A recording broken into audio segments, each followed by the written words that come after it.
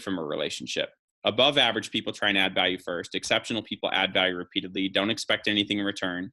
But what outstanding relationship builders do is they add value repeatedly. They don't expect anything in return. Welcome back to Young Smart Money with me, your host, Apple Kreider. Today we have a fellow Minnesotan entrepreneur on the show. I believe this is the first Minnesotan entrepreneur we've ever had on the show, which is exciting because there's not a ton of young entrepreneurs that I come across that are from Minnesota. If you were listening and you're a young entrepreneur doing cool stuff in Minnesota, definitely let me know. But today we got Brett Knutson on the show. He has started multiple 7- and 8-figure businesses. He has raised venture funding multiple times for these businesses. And he's also running a startup incubator that's taking in over 1,000 startups this year and bringing them to the levels that he has gotten to with his multiple business ventures. I was really excited to sit down with Brett and talk to him about how he got to where he was at and all the knowledge and experiences that he has picked up along the way to share with you in this episode. The biggest thing that we focus on is relationships because, as Brett is going to tell you, relationships have been a huge and an integral part of all the business ventures that he has run and the big project that he's working on right now, which is honestly ridiculous and hard to even fathom the current beast that he is taking on. But I don't want to spoil anything, so without further ado, we're going to welcome Brett on to Young Smart Money. So sit back, relax, and enjoy the interview. Brett, welcome to Young Smart Money. How are you doing today? Doing well. How are you? I am doing fantastic. So, Brett, for our listeners that aren't super familiar with you and what you are up to and what you've been up to these last couple of years, can you fill us in just a quick 60 seconds of like where you're at right now?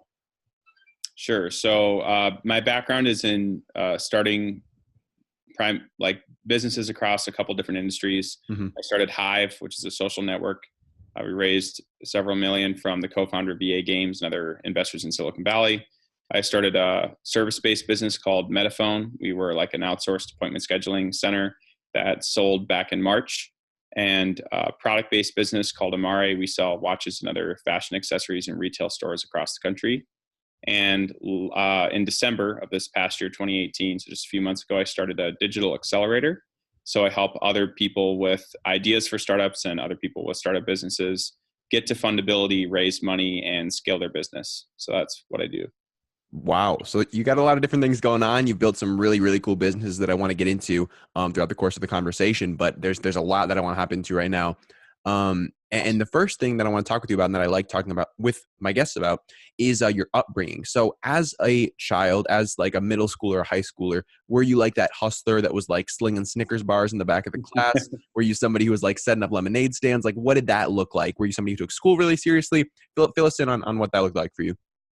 Yeah, so my childhood was definitely different. I grew up in a township of 600 people, so like really small. Wow. I'd drive about half an hour to get to my school, which was in Northfield, Minnesota.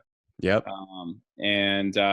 So growing up, like I really only had about a dozen neighbors. So I kind of tried to be the best entrepreneur I could with only a dozen people around me. So I had everything from lemonade stands to trying to sell. I got like those little, like a band of those admit one tickets. And I was always trying to sell tickets and stuff. Like I had like a pinball machine that I got as a little kid pinball machine. So I tried to sell like an admit one pass to like come play the pinball machine and like play Xbox, like an arcade. Like I was constantly trying to like come up with ridiculous entrepreneur ideas and stuff as a kid. But as far as school goes, I was raised in a very traditional household. So my dad was a cop, my mom was a teacher. College was seen as like the epitome of the most important thing you could ever do with your life. And so grades were also seen that way. So I was like, I was an honor roll student all the way through middle school until somebody told me something that like my parents literally hated this person for telling me it. But basically they said, you know, your grades in high school don't actually matter that much. You can just barely pass, and then you can go to community college and get straight A's in community college and then like transfer to whatever school you want with the grades you get in community college. You can literally like do whatever the heck you want in high school and have like the best life ever and never do homework. And then you can just like barely pass.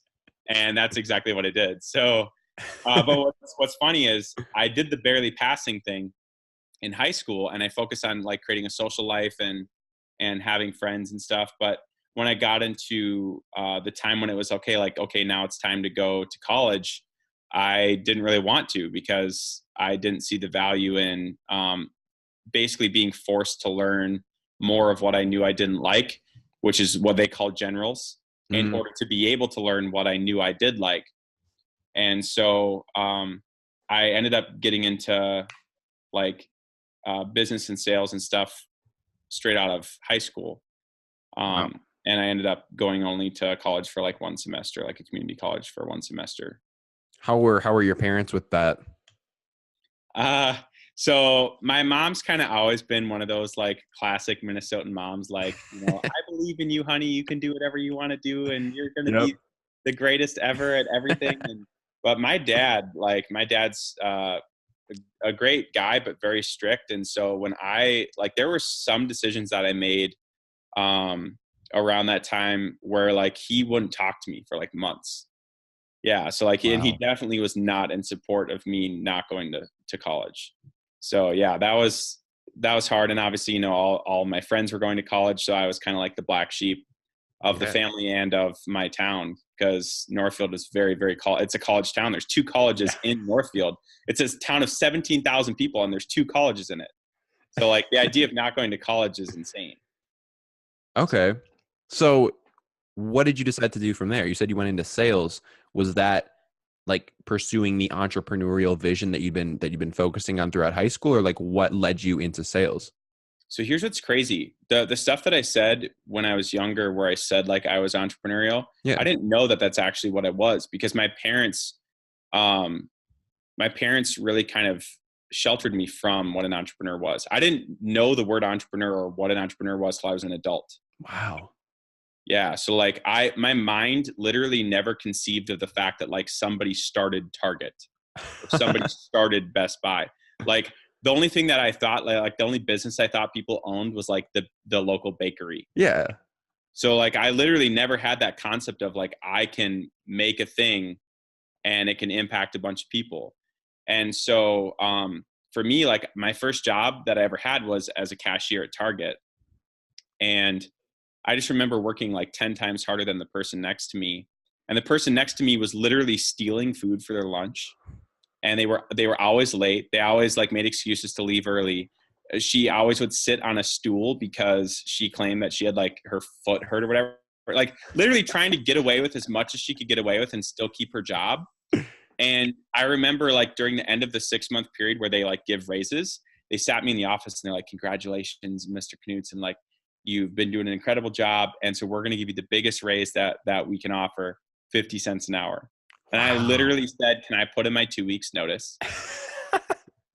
Because it's like, because the other lady who was doing nothing and stealing food for her lunch was getting, she got a raise of 15 cents. I was like, what I do for this company is worth more than 35 cents an hour, different than this lady, who by the way had been there several years and kept getting raises. So she was literally making more than me. So for me, I got into sales kind of accidentally. And I loved it because I was like, I get to earn a paycheck here, not just collect one. So if I work harder than everybody else, if I learn the skill of selling better than anybody else, then I can make more directly as a result of what I do.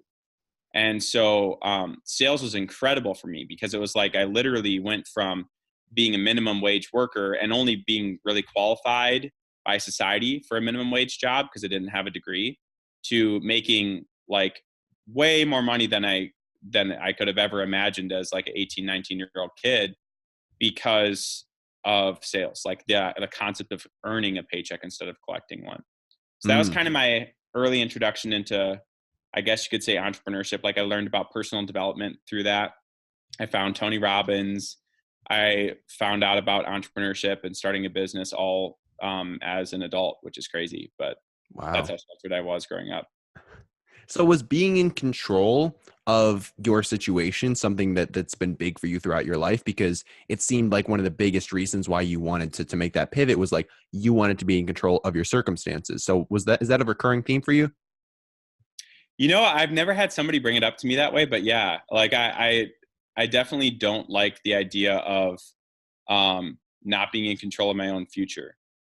Everything that like all of my I'm super goal driven. I was just explaining to James, who works with me, like I have all of my goals written out for the whole year. They're super specific, and I look at them every single day.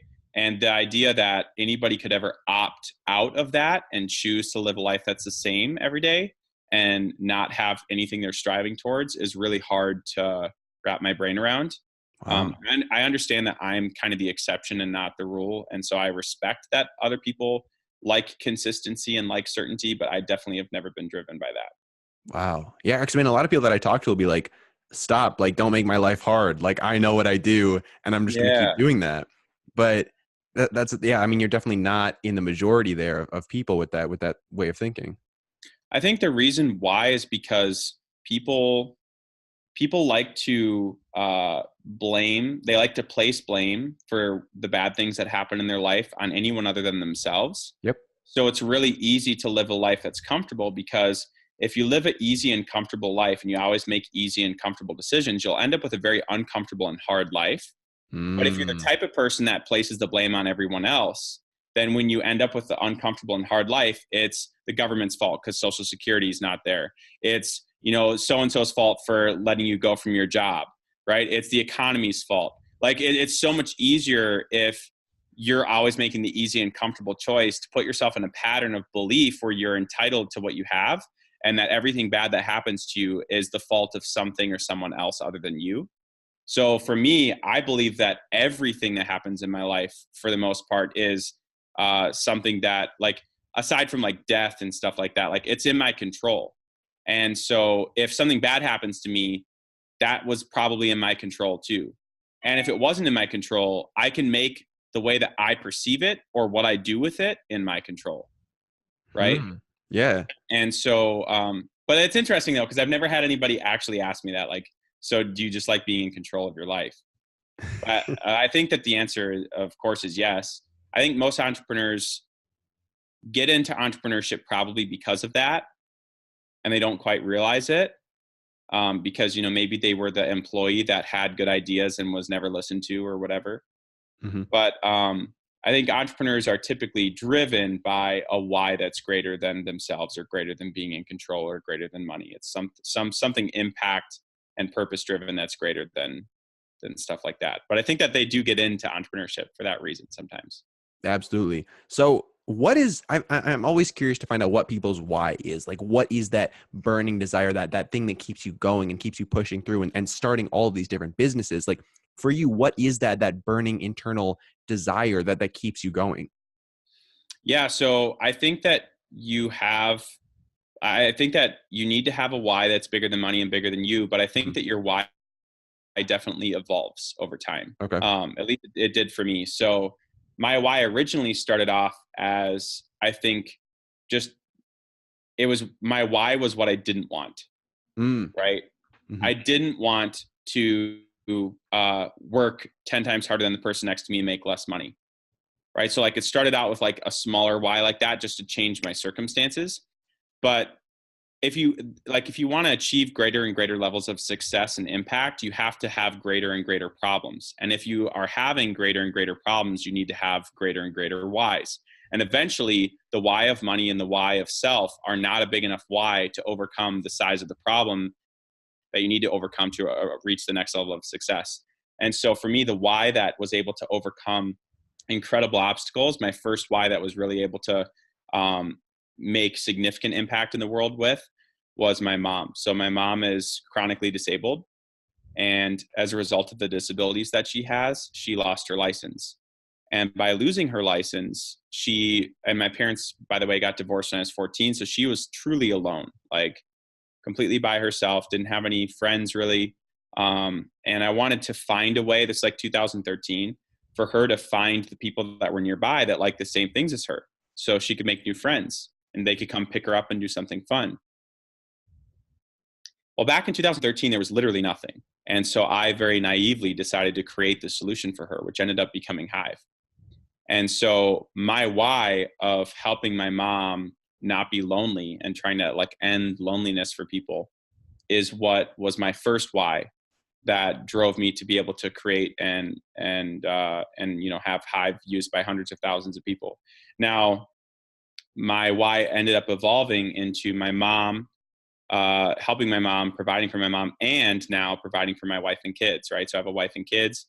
I don't want to just have, I want their life to be limitless. I want them to be able to do anything that they want to do, not because they're spoiled, but because they have access to the mental resources that I've developed and access to the human resources, the people in my network, to be able to do whatever they want to do with their life. Right. So they're not just going to be a trust fund kid, but I want them to not have limitations, the limitations that a lot of people have. And so that's a why for me to continue to work harder and harder, along with obviously providing my wife the most incredible life that she could have ever imagined. So that's a why that was compounded now on top of my mom. So now that's even more motivation to get over more and more hurdles. Well, I've recently in the past couple of years added a third why. And this why is bigger than literally anything.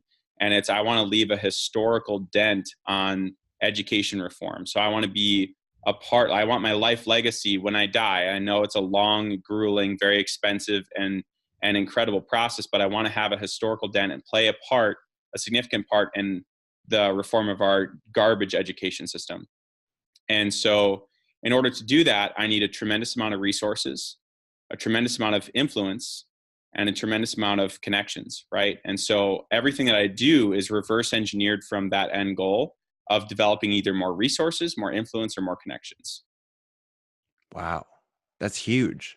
That's huge. Yeah. And having that bigger why and being able to reverse engineer that into figuring out how each thing you do is like putting that puzzle piece in and like getting you closer. That's something that not a lot of people are thinking about. Well, I think that the reason why people lack purpose is because they don't reverse engineer what they want to be, right? So like my purpose is centered around, like you mentioned, it's step by step. I'm climbing a mountain and I know what steps to take because I started at the top of the mountain in my head and like went backwards to figure out what I needed to do to reach the top. How do you derive your goals? Because you said you have a very specific like list of goals. How do you derive those from a goal or sort of a purpose as big as like reforming the entire education system? Yeah. So like as an example, in order to reform education, you need access to billions and billions and billions of dollars, more than any one person would ever be able to attain, which means that you need access to other people with those type of resources, and you yourself need to have influence over them and have that level of resources as well. So the way that I reverse engineered that is from the resources perspective, I needed to somehow generate billions of dollars worth of value in the marketplace. So the way that I'm in the process of doing that right now is I'm acquiring businesses that have a run rate of at least $1 million a year to build up a portfolio of businesses that have a total run rate of at least 100 million. So I can take it public, raise a bunch of money to buy it back private, and then sell it for over $1 billion. Now, in order to do that, I had to obviously create the revenue in order to be able to afford to buy these businesses, right? So I created Capital Academy, which is a digital accelerator that, like I said, helps startups, get funding and grow. And the process of how Capital Academy makes money has a multi-billion-dollar back end to it. So if you look at like Y Combinator, which is a accelerator that's funds startups, and has out of Y Com has came Airbnb, Dropbox, Reddit, like all these huge companies. The combined value of the companies out of Y Com over the last 14 years is over $100 billion. So Y Com has created a tremendous amount of value from being an accelerator, and they're limited to about only 100 startups a year. And we can take in over 100 startups a month because we're infinitely scalable. We're digital. So our ability to grow rapidly to the point where Y Com did it for 14 years and do it in, say, 14 months is another way that I'm able to not just increase my own amount of financial resources, but also network with investors, right? Because when I was starting Hive and all these other businesses, I needed the investors' money. So I was not a peer, right? I was not a peer of theirs. I was coming from like a lowly place of like, please invest in me, right? Yeah. Now I'm coming from a peer level saying, I have deal flow, highly qualified deal flow of fantastic companies that I've pre-vetted, and you have the opportunity to partner with me and invest in those companies, we're peers, right? So I'm building peer style relationships with people with billions of dollars. So that's how I'm getting access to the other people with the financial influence, right, that I said I needed. So that's strategic there. When I was doing Hive, I worked with thousands of influencers and celebrities and stuff to help promote Hive. And I maintain those relationships still to this day because I know that I need the influence, right, to cast a widespread net. So everything, it's all just taking like, what is your end goal? And then you just reverse engineer what you need in order to achieve that. And you have to have a long-term vision, right? It can't all be based around, short-term, like, give me everything now. And like, you have to have delayed gratification. But that's kind of how I've done everything. So everything is very systematically in place to be able to help me achieve my end goals. Absolutely. So when you have a goal like that, like getting the social positioning to be on an equal level with somebody else, how do you break that down into like actionable things that you can do each and every day to move closer to that? Yeah. So for me, my first step was I had to create a company that raised money and did well so that I could teach other people how to do that, so that now I can partner with investors to invest in those people, right? So a lot of times people want to teach something that they've never done. So you have to bite the bullet, because the reason why they say like the first million is the hardest to make, it's not that the first million is the hardest to make. It's that the first success is the hardest to achieve, right? So the first major success is the hardest to achieve. And of that comes financial resources and connections and everything. So from that first success, you need to be smart about the way that you're developing relationships. Make sure you're not burning bridges unnecessarily, right? And being smart about maintaining those relationships. So one of my friends just he just sold a company, Shipt, SHIPT, to Target for $550 million. It's a grocery delivery platform. And in the process of that, he worked with thousands of influencers and celebrities to help promote Shipt to get it to where it exited to Target. Well, most people would say, okay, now I'm done with Shipt, on to the next thing. Mm-hmm. But he made sure to maintain those relationships because he knew that he could transfer those influencer relationships to another business in the future. Most people don't think that way, right? So everything I do, like the relationships I create and everything, I carry them into my next venture and I compound it on top of each other. How do you manage all of these different relationships? Because I'm sure at this point you've connected with thousands of people in very high places. How do you make sure that they're continuing to foster these relationships, that you're continuing to build rapport with these people after doing a big project? Like how do you keep in contact, or how do you manage that?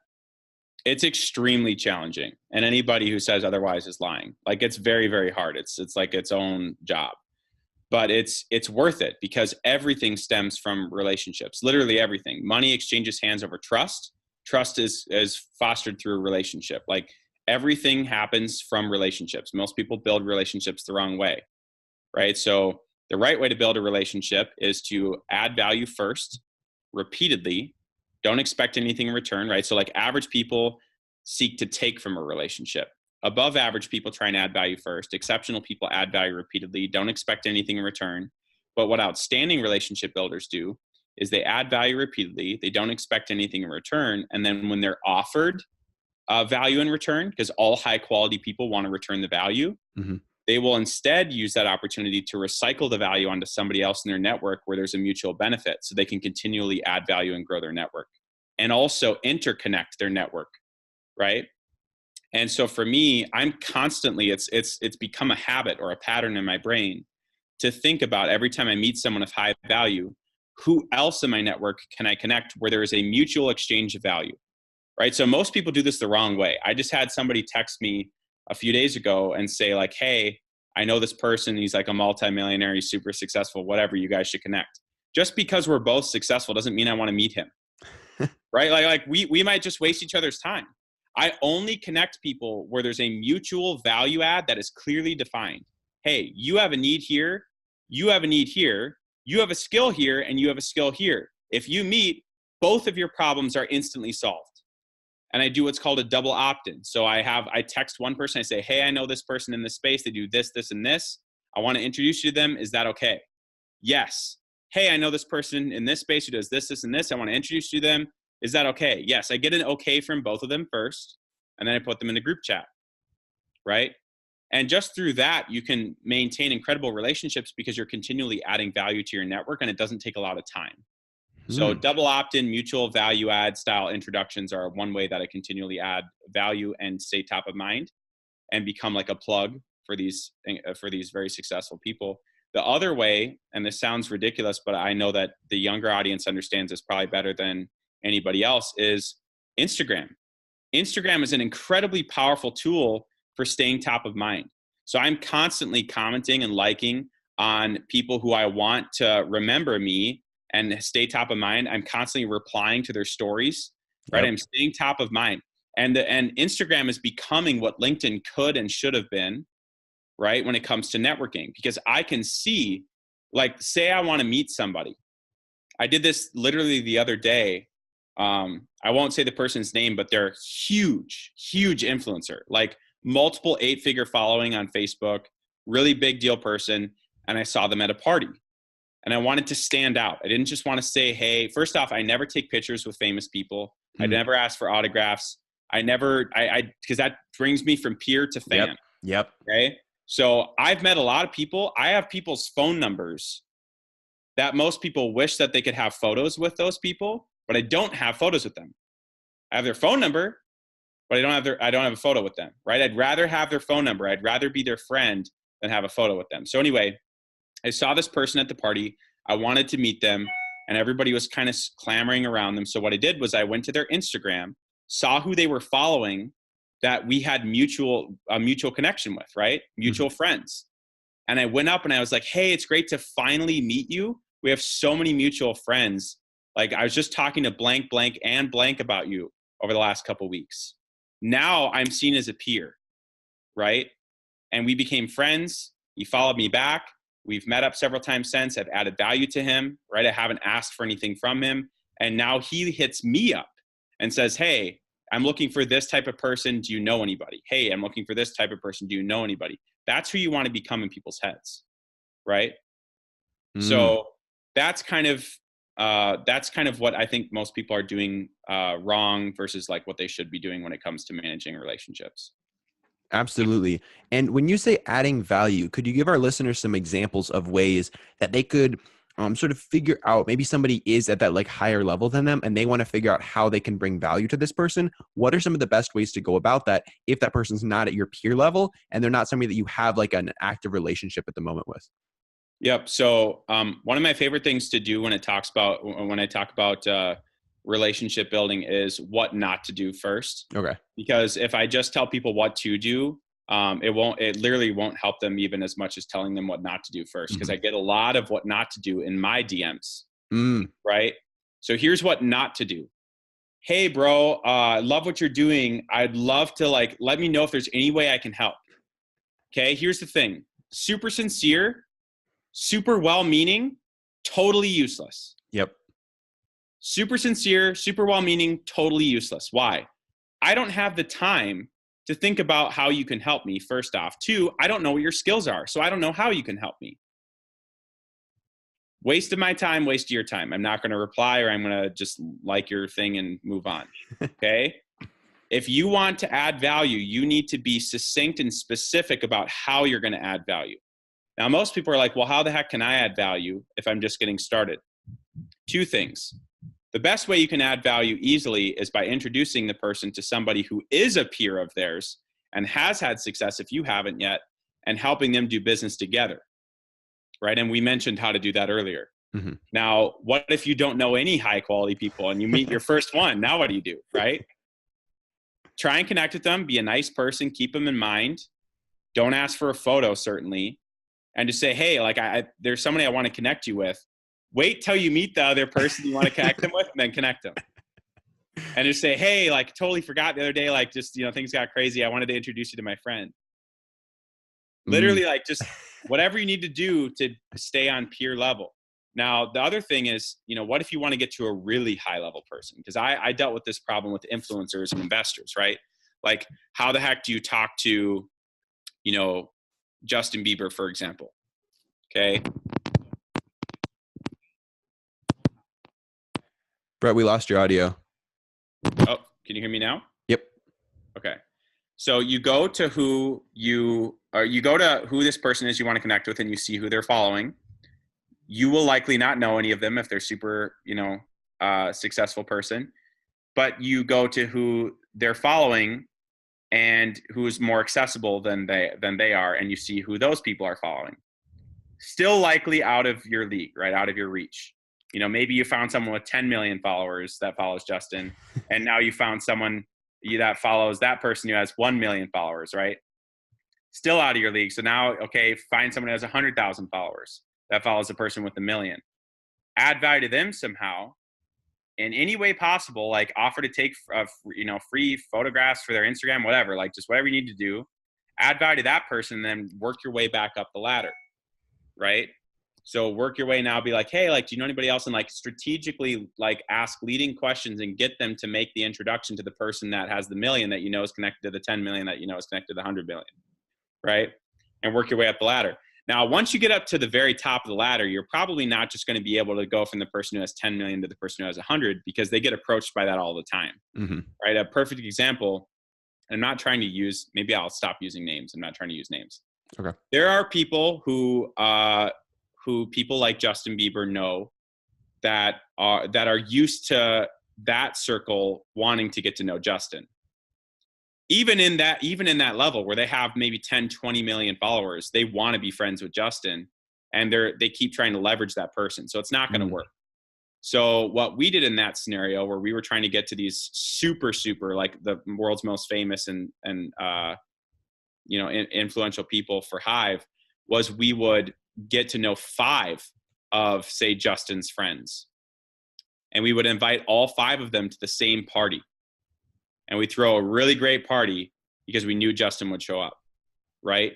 So like that's the type of way that you can leverage, is you can leverage multiple people, right? So when we were first trying to work with some of the really big YouTubers, people with 10 million plus subscribers, we would get a bunch of their friends and then approach them and be like, hey, like, great, great talking to you. Just want to let you know, like, we have so-and-so, so-and-so, so-and-so. And like, we have this friend, this friend, this friend, all these guys are part of it, like you should be a part of it too. Right. So you break down the barrier by kind of peer pressuring them with their own friend circle.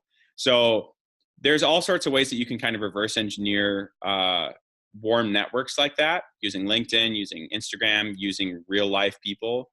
But it all comes down, like when you break it down to its very skin and bones, it all comes down to adding value first in whatever means necessary. And it has to be specific value, whether it's an introduction, a service you can provide, whatever. It cannot just be, I'd love to help. Let me know how I can help. Let me work for you for free. Like I get that all the time. Like it's too vague. 100%. I really like how you reverse engineer so many different things. Like just the way your brain works is very interesting, because a lot of people, they'll see this daunting problem of like getting a hold of Justin Bieber and they'll just be paralyzed. They'll just say, oh my God, I have no idea. I don't have any connections. I could never do that. But when you really like break it down and look at it, there is clearly like a pattern you could take to get there. But it's all about just like reverse engineering and like dissecting a problem into much smaller pieces. That is something that I think you do very well just from this brief conversation that we've had so far. Yeah, so it definitely, what I would say is almost no significant goal is achievable by taking where you're at and trying to figure out the steps to get there. You have to start with the end result you want and work backwards, because it is too overwhelming otherwise. Like I would have no idea how to achieve any of this stuff if I was just trying to figure out, okay, well, what's the next step I take? How do I know what the next step I should take is? Unless I've already walked the path in my head from the end result to where I am, right? And most people don't do that, which is why they find their goals so daunting and impossible to achieve. And so if you start with the end result that you want and you work your way backwards, you'll find that it's actually, it's what I call simple but not easy, right? It's going to be really hard. It was super hard to do all that stuff I just described, like insanely hard, but it was simple, right? Simple to understand, hard to execute on. Right? Everybody listening right now, they understand everything I just said. But for them to actually execute on it and like become friends with Justin, good luck. Very, very hard. Very, very, very, very hard. But it's simple. You understand how to do it, right? So simple, but not easy. But I you have like to that reverse concept. engineer. I like that concept. So earlier you were talking about how the hardest success to have is your first one.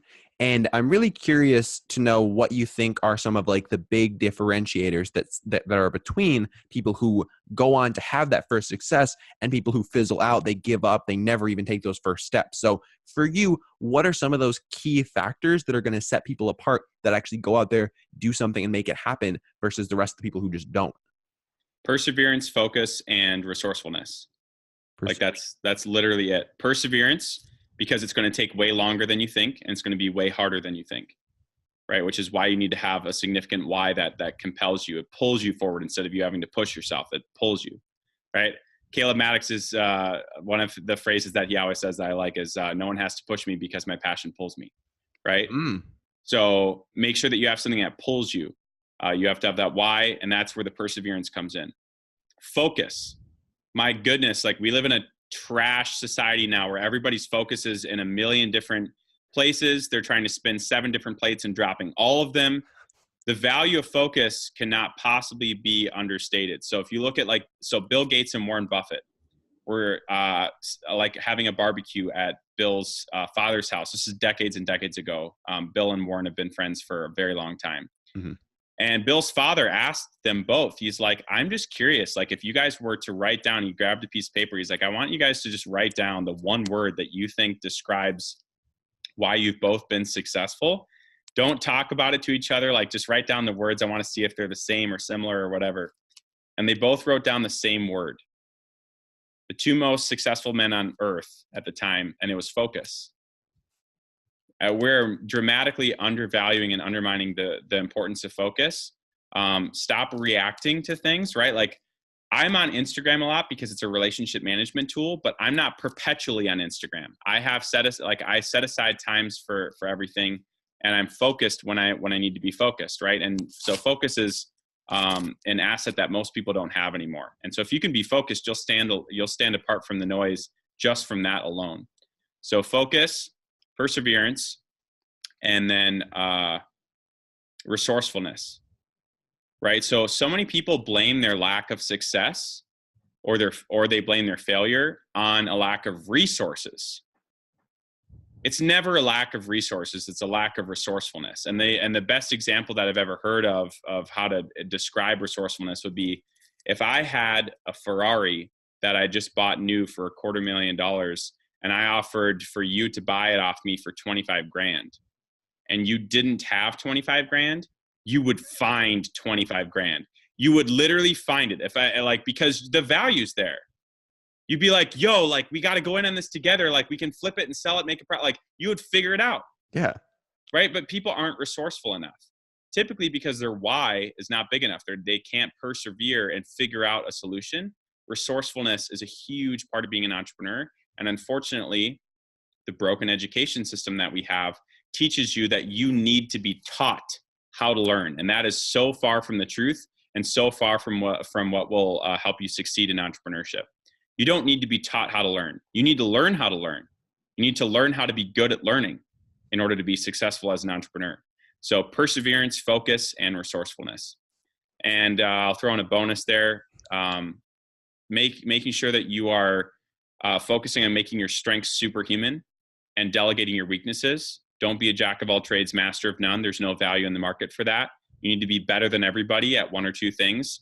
And my wife always jokes, she's like, because people will kind of approach me and be impressed at like one specific thing I did. And she's like, Brett might be good at that, but he can hardly tie his own shoes. So like, don't get too impressed. And it's true. Like I'm horrible at a lot of things, like most things, but I'm I'm the best at 1 or 2 things. And that's all I need. How do you decide which things to go all in on? Because I know for myself and a lot of people around me, like we've got the attention spans of like a guppy, like we're bouncing around from thing to thing to thing and never sure when to like dive all in or when to move on to the next thing. So what would you tell somebody who is going through all these different, they're trying so many different things, they don't know which one to stick with, and they're just having a hard time like settling down on one thing in particular? Yep. So you need to base it off of what you are interested in and based off what your strengths are, not based off of what people who you want to be like are interested in and what people who you want to be like, what their strengths are. And so that's the problem is we live in a society where, there's somebody with BMW i8 who says swipe up and you want to be just like them. So you do what they tell you to do. You need to find what your strengths are and what you're interested in. Right? Truly, like what are you curious about? Like what intrigues you, and pair that with your strengths, and you'll have the perseverance, the focus, and the resourcefulness to see it through. But the problem is if you're just looking for the next way to make money, or you're chasing other people's strengths and you're chasing other people's interests, then you're never going to have the wherewithal to stick through it, and you're going to have shiny ball syndrome. Whenever the newest way, newest fad, whatever to make money pops up, you're going to be one of those people who just flies over there. You're never going to be able to actually succeed. 100%. Brett, you've been dropping so much value on our listeners. We're going to hop into some of the questions that I like to ask all of my guests before we wrap up. Are you feeling ready for it? Sure. Awesome. So the first thing that I like to ask is, what is something that you are genuinely excited about right now? This could be something in your business, in the wider realm of say, the education system, but like, what is something that genuinely has you excited at this moment? So I'm excited that I'm moving to a tax-free state. No, in addition to that, I'm really, really excited about Capital Academy, which is the digital accelerator that I mentioned that I'm working on, because we're able to add value to so many entrepreneurs who are starting their businesses at scale. We have subsidized cost of enrollment because of the partnerships that we have. So it's like cheaper than it's ever been to get in, and the opportunity for me to vet really good investment opportunities and give those investment opportunities to other people in my network and add value that way too is really tremendous. So I'm super excited about that. 100%. If we have listeners who want to learn more about that, where should we send them?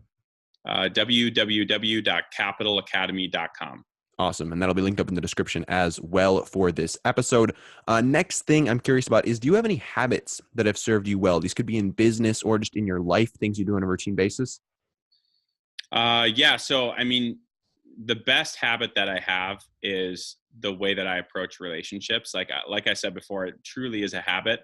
As soon as I meet someone, I'm immediately racking my brain trying to figure out how I can add value to them before I leave. Like I want to figure out how I can stay in touch with them by leaving them kind of like on edge of like how I can help them. So that's one of the habits that I've really ingrained in my head, is just being a really, really good relationship manager.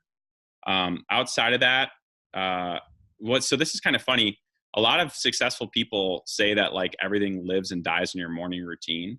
Yeah. I know very successful people, including Gary Vaynerchuk, by the way, that don't have a morning routine. So I think that you can succeed. There's more than one path to success. So, be yourself, but just be the very best version of yourself. 100%. What content, if any, are you consuming right now? This could be books, podcasts, YouTube channels, just anything that you are taking in at the moment. Yeah. So I just got done reading Emotional Intelligence 2.0, which I think everybody should be reading.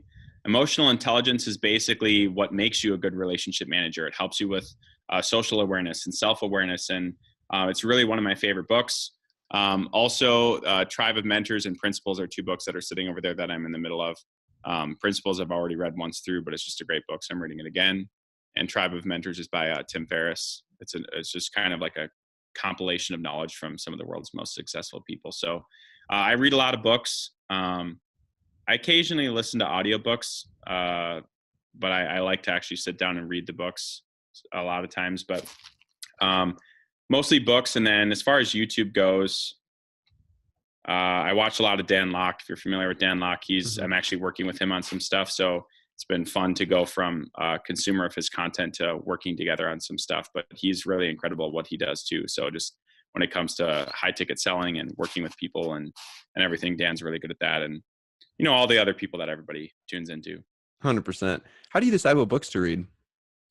I have people recommending books to me constantly. I would assume so. I also tend to go on Amazon and just go on like a huge spree. Like I'll buy $250 worth of books all in one fell swoop. And then like before I'm done reading them, I've already bought another $250 worth of books. So I love reading and I love consuming new information because it's what helps me be a better leader. to people. How do you find a balance between taking in information and applying it? Ah, the biggest gap in the world is the gap between knowledge and between what people know and what they apply. Yeah. Like it's ridiculous. So making sure that you're not getting into like information overload, that you're taking one or two key takeaways from each piece of content and you're just applying those one or two things, right? So for anybody listening, there's a lot of really valuable stuff that I've tried to share with you here. Just focus on being a good relationship builder. Like that's it. That is the mecca of anything anybody could ever share with you. Money, success, it's all based on relationships. There's other cool nuggets and fun stuff that we shared in this, but the biggest thing is just figuring out what you can take away and apply. Just one thing, one, maybe two things, or you will get overwhelmed. Absolutely. Absolutely. And there's so much information that you could be taking in that just like being able to boil it down to like one or two things that you can really wrap your head around it's a very important thing to do. Yep.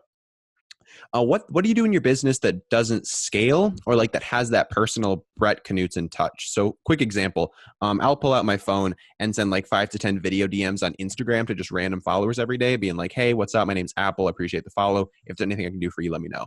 So just like something like that, to have that personal touch and really try to interact with people on the one-to-one scale. Is there anything that comes to mind? Obviously, a lot of what you do is relationship management, and we've talked a lot about that. But is there anything that comes to mind when we talk about like a personal touch? Yeah. So I love that you do that, by the way, with your followers. That's great. One of the things that I do, at least inside my business, so like we're going to take in several thousand startups this year, which is a tremendous undertaking. And so obviously everything in there is as automated and as delegated as it can be. But one thing that I do make sure to do and I will continue to do for as long as I literally can, is I like to individually review every person's pitch deck that they're going to send to investors and provide them with I do like a screen shared video, Mm-hmm. and I go through their deck slide by slide and I give them my thoughts. And I like the personal touch, but I think it's the micromanager in me that likes to be like, this would be like this is so good, and like this is how you can make it even better. And so that's definitely one of the things that I do. I love it. And those personalized videos really just do go a long way in whatever aspect you use them in, because it's something that not a lot of people are willing to do. And it doesn't even take that much time. Like, especially on Instagram, just like recording like a quick 15-second video, like that's nothing. But But so many people value is super high. Yeah, exactly. But nobody's willing to do it. And the impact you can make on somebody, it's huge. Absolutely. I think one of the biggest mistakes that influencers make is acting like a jerk to their followers when they meet them. Like, they are literally the reason why you have what you have. And you should be stoked every single time they want to come up to you and say hi or take a photo with you. Like, I go above and beyond. I'll even ask if I can tell someone's uncomfortable. Like if they met me and they're excited, I'm like, do you want to take a photo? Like, so I try and offload the nervousness and be like, try and make them, just feel at home. And I tell them to keep me posted on their journeys and stuff. Cause the worst thing you can do is just be a jerk to people in general. Like, I think that goes back to kind of the relationship stuff, is just making sure that you're not undermining the importance of people. You can't make it very far in life without them. 100%. Well, Brett, if our listeners have been enjoying this, they've been really getting a lot of value out of what you have been sharing with us today. Where can they go to follow up with you and all the different projects that you're working on? Yeah, I'd love to talk to you guys. Instagram is the best way. Literally, I have people who ask me for my phone number all the time, and I tell them, like, I promise you'll get a hold of me better on Instagram. So I have like 400 unread texts right now. So my Instagram is just my last name, Knutson. So KNUTSON. Awesome. And I'll drop that in the show notes as well for y'all to check out. Brett, thank you so much for all the value you've been providing today. I know I got a ton out of this episode. I'm excited to go back and listen to it again and just soak up all of the amazing knowledge you were giving to us and our listeners today. Any last words of wisdom that you have for the listeners of Young Smart Money today? That's such a loaded question. It's kind of like when somebody asks you, like, what's the best advice you've ever gotten? Yeah, I mean, I would just say, like, you seriously can't underestimate who you're spending time around and how much impact the people you spend time around has on you. So it's like, not only do you become, like people say, you become the sum of the 5 people that you spend the most time around. Mm-hmm. That's true. But on another level, you are in control of who you know. Like a lot of people say, oh, it's all about who you know, and they use that as an excuse. I grew up in a township of 600 people. My dad was a cop. My mom was a teacher. I didn't know a single person who made over $100,000 a year. And I have one of the most vast networks of anybody that I know now. And it's because I made an intentional focus, right? I have intentional focus on building a network, on building high value relationships with people and staying top of mind and being a good relationship manager. And so, strive at, like, truly, like, if I can do it, I started off as like the nerdiest, most picked on kid in middle school. And every single ounce of charisma, communication skills, relationship management, all of that has been developed intentionally by me. My dad had to tell me to look up and talk to people, had to tell me to shake hands, had to tell me to speak and respond to people because I was that introverted. So if I can do it, anybody can do it.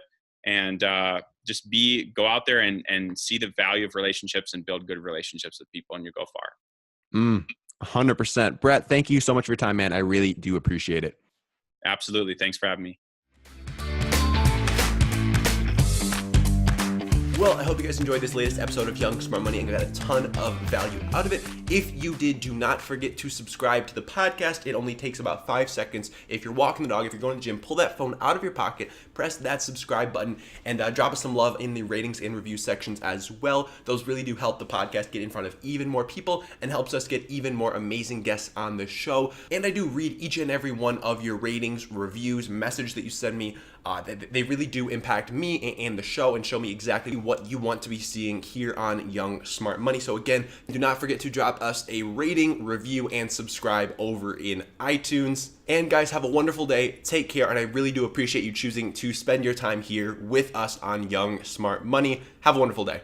Real quick, just launched a new project called the Online Course Examiner, basically the Yelp of online courses. It is blowing up lately, onlinecourseexaminer.com. Check it out.